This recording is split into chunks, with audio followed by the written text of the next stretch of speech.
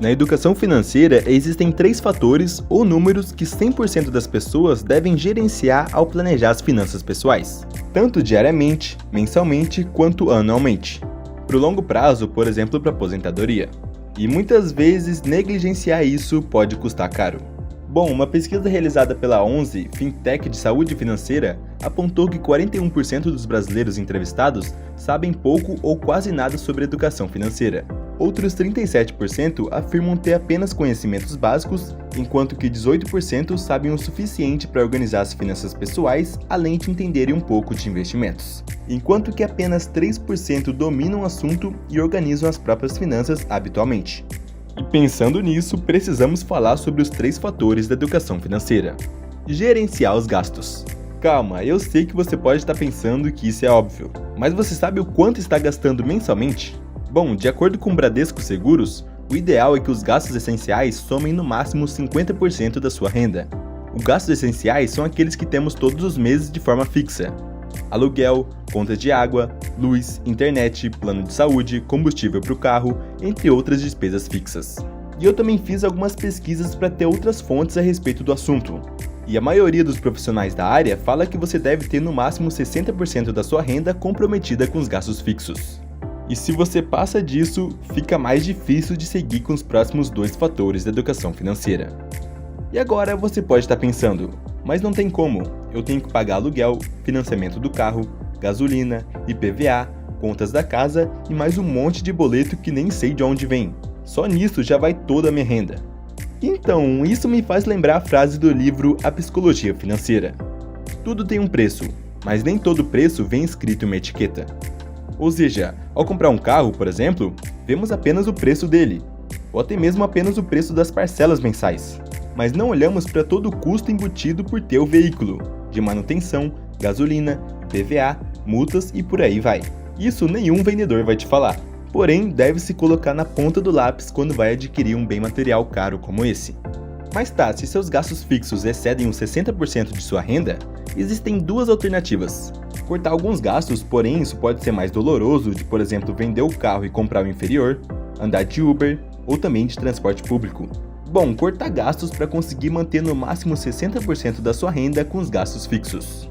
Ou também focar em aumentar sua renda. Cara, na minha opinião, compensa fazer os 2 em conjunto. É impossível falar em educação financeira no Brasil sem abrir mão de alguma coisa. Eu mesmo não tenho carro e ando com uma motinha de modelo antigo. Assim, consigo ter uma folga bem grande no meu orçamento se comparado a alguém que tem um carro novo financiado, por exemplo. Mas eu sei, cada um tem uma vida. Não é porque eu faço isso que você também deve ter uma motinha. Às vezes você tem filhos e é preciso levá-los ao hospital, por exemplo. Ter carro é essencial para momentos como esses. Porém, se seu orçamento está apertado, tente cortar alguns gastos fixos que não são tão essenciais assim. Nesses gastos fixos entra transporte, aluguel, contas de água, luz, internet, plano de saúde, seguro, alimentação e tudo aquilo que você tem que pagar mensalmente. E veja bem, não tô falando de você deixar de pagar plano de saúde caso você pague e economizar na alimentação, comendo só miojo, por exemplo. Eu tô falando para escolher ter gastos fixos com melhor custo-benefício para você e que você consiga mantê-los baixos sem prejudicar sua saúde, bem-estar e finanças. Vivendo assim de forma mais simples, pelo menos por um período da vida. Porque os gastos variáveis sempre aparecem. Sempre vai ter aniversário de familiares próximos, todo ano vai ter datas comemorativas, uma hora ou outra você vai precisar comprar roupa e por aí vai. Assim como diz no livro O Homem Mais Rico da Babilônia.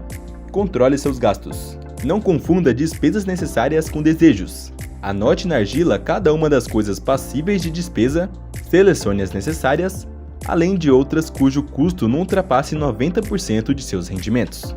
Lembrando que esse livro usa conceitos milenares, de cerca de 4.000 anos atrás, por isso ele diz sobre anotar na argila, e mesmo assim são bem atuais. Mas agora você pode estar pensando, mas não tem como. Eu já tentei economizar em muita coisa, mas não tem mais de onde economizar. Meu salário é muito baixo e viver nesse país está cada vez mais caro. É por isso que ganhar mais é importante. Eu mesmo fiz um vídeo sobre ganhar salário mínimo no Brasil, vou até deixar aqui em cima, no qual fiz uma comparação de alguém que ganha um salário mínimo e alguém que ganha R$3.000 por mês, que ainda não é tão acima do mínimo, mas já dá uma diferença boa no orçamento de quem tem educação financeira e sabe administrar o dinheiro que entra. Porque se alguém que ganhava um salário mínimo conseguia aos trancos e barrancos economizar R$100 por mês para reserva de emergência, significaria poupar 7% da renda, gastando R$1.312 por mês. Agora, se essa mesma pessoa passasse a ganhar R$3.000, poderia, por exemplo, poupar para investir R$600, sendo 20% da renda, vivendo assim com R$2.400. Veja que a pessoa sai daquele aperto de viver só com R$1.300 por mês, podendo gastar mais R$1.100 por mês e ainda poupar muito mais do que antes, que conseguia de forma bem apertada economizar R$100. E é claro que esse é só um exemplo e cada um tem uma vida. Além disso, R$3.000 no Brasil ainda é um salário baixo, mas com certeza já é muito melhor que sobreviver com um salário mínimo. Foi isso que quis dizer em ganhar mais. Você vai ter uma folga maior no orçamento, podendo investir mais e aumentar um pouco o padrão de vida sem comprometer seu orçamento. Agora imagina se a pessoa continua focalizando em ganhar mais, passando dos 5.000, dos 7.000, 10.000 e por aí vai. Sua porcentagem de poupança. Lembrando que quando digo poupança, não estou falando da caderneta de poupança não, tá? Digo sobre o quanto você vai poupar para investir ou para formar sua reserva de emergência. Até porque a caderneta de poupança não é nem investimento, rende muito abaixo do que qualquer investimento conservador de renda fixa. Mas agora, segundo o livro O Homem Mais Rico da Babilônia, o ouro vem de bom grado e numa quantidade crescente para todo homem que separa não menos de 10% de seus ganhos, a fim de criar um fundo para seu futuro e de sua família. Sabendo investir bem, criará um considerável fundo.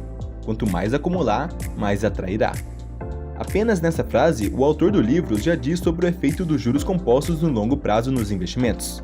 Que você investindo e recebendo rendimento, e consequentemente reinvestindo, verá sempre crescer o montante. Mas bom, já vou falar melhor sobre isso. O ponto principal desse segundo fator é quanto você poupa mensalmente. Neste livro, ele fala bastante sobre poupar no mínimo 10% da sua renda. E esse pode ser sim um excelente começo. Mas veja que isso vai depender muito. Se você ganha, por exemplo, R$2.000 por mês, poupar 25% significaria poupar R$500 por mês. Que para muitas pessoas ficaria bem apertado no orçamento viver com apenas R$1.500. Então, se hoje você ganha pouco, pode começar poupando 10% ou até mesmo 5% para criar esse hábito de poupar todo mês, mas sempre buscando ganhar mais. Porque veja só, se você, por exemplo, ganhava R$2.000 e se especializando na sua profissão passa a ganhar R$5.000, já muda muita coisa.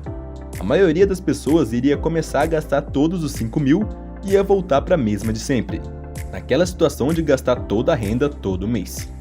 Porém, se você já tinha educação financeira e poupava pelo menos 10% da renda ganhando R$2.000, ou seja, poupava R$200 por mês e vivia com R$1.800, passando a ganhar R$5.000, você pode até mesmo poupar 40% da renda, ou seja, R$2.000, e viver com R$3.000.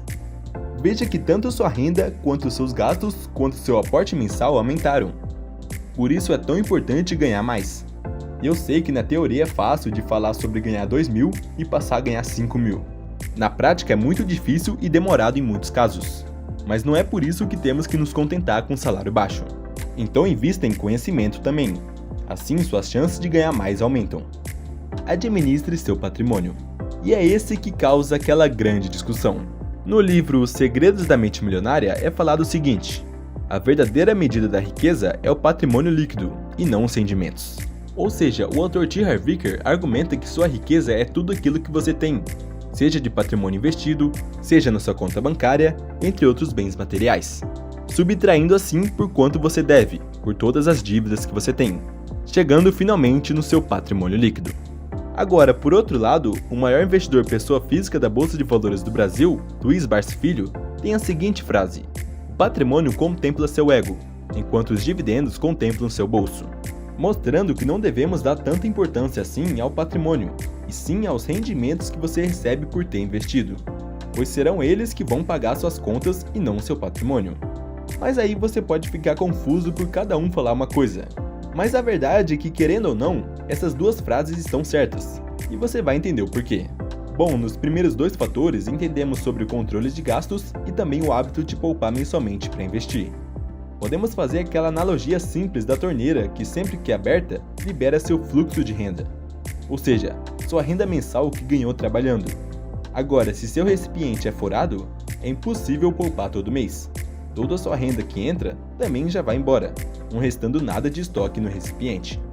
Agora, se você, por exemplo, procura ganhar mais, aumentando seu fluxo de renda e ainda procura controlar os gastos, sempre terá um dinheiro de estoque, vamos dizer assim, que aumenta a cada mês que você poupa uma parcela da renda e também que recebe rendimentos. E lembrando que quanto maior for sua renda e sua capacidade de controlar os gastos, maior será a quantia poupada e, consequentemente, mais rápido irá crescer seu estoque. Eu falo bem sobre isso no vídeo que está aqui em cima. Mas agora, saindo um pouco dessa ilustração e trocando o nome de estoque para patrimônio, observamos que à medida que o tempo passa, seguindo ganhando mais e controlando os gastos para poupar, veremos nosso patrimônio crescendo. Mas não é só poupar e sim investir esse dinheiro poupado. O primeiro estoque que todos devemos ter é a reserva de emergência, que deve ser aplicada em um investimento de renda fixa com liquidez imediata. Inclusive, eu falo bem detalhado sobre isso no vídeo que está aqui em cima. Mas tá, a partir do momento que você tiver uma boa reserva de emergência, pode também começar a investir para o longo prazo com foco em receber dividendos de ações e fundos imobiliários, por exemplo. Assim, recebendo seus dividendos, vai reinvestindo para assim formar aquele efeito de bola de neve de rendimentos sobre rendimentos no longo prazo. É como diz no livro O Homem Mais Rico da Babilônia: uma parte de tudo que ganhar pertence a você. Assim, pegue esse tesouro e faça trabalhar para você. Façam filhos dele e os filhos dos filhos dele trabalharem para você. O que o autor quis dizer nesse trecho é exatamente o conceito de investir mensalmente e reinvestir os rendimentos. Dessa forma, no outro mês, irá receber um pouquinho mais, por ter reinvestido aquele rendimento que recebeu. Assim, reinvestindo novamente e assim sucessivamente. Separando também uma parcela da renda para investir do próprio bolso. No começo, os rendimentos são centavos. Porém, à medida que o tempo passa, você vê tanto o seu patrimônio quanto os seus rendimentos crescendo. Mas agora você pode pensar, mas então quanto maior nosso patrimônio, maior nossos rendimentos, né? Bom, em linhas gerais sim. Por isso que no livro Segredos da Mente Milionária é tão falado sobre a questão do patrimônio líquido. E quanto maior ele for, mais você vai receber. Dinheiro atrai dinheiro. Para ficar mais didático e arredondar, se você recebe 1% ao mês de rendimentos, tendo R$1.000 investidos, vai receber apenas R$10 no mês. Agora, se você tiver R$100.000 investidos, rendendo os mesmos 1% ao mês, vai receber R$1.000 mensalmente apenas de rendimentos. Lembrando que estou arredondando, esses rendimentos tendem a variar também ao longo do tempo. Até porque o que o Barsi fala sobre o patrimônio contemplar o ego é porque ele investe 100% em ações, ou seja, renda variável.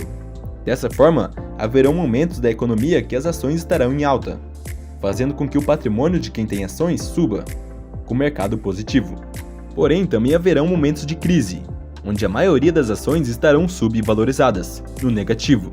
E para sermos bons investidores de renda variável e nos mantermos no jogo, não podemos nos importar com essas quedas e altas de curto prazo, e sim dar importância para os fundamentos dessas ações e fundos imobiliários. Entendendo também que o momento de queda é o momento de comprar mais ações de empresas boas e mais cotas de bons fundos imobiliários a preços mais baixos, recebendo um dividendo proporcionalmente maior quando o mercado voltar a subir, por exemplo, pois recebemos os dividendos pela quantidade de ações possuídas e não exatamente pelo valor investido. Inclusive, tem uma frase de Morgan Housel do livro A Psicologia Financeira que gosto muito: mais do que grandes retornos, o que quero é ser a prova de falências. O principal objetivo nos investimentos deve ser ficar no jogo por tempo suficiente para que os juros sobre juros façam sua mágica. Bom, se você nunca viu sobre fundos imobiliários e ações, eu falo sobre renda variável para iniciantes no vídeo que está aqui na tela. Recomendo bastante que você veja. Muito obrigado por assistir o vídeo até aqui e até o próximo.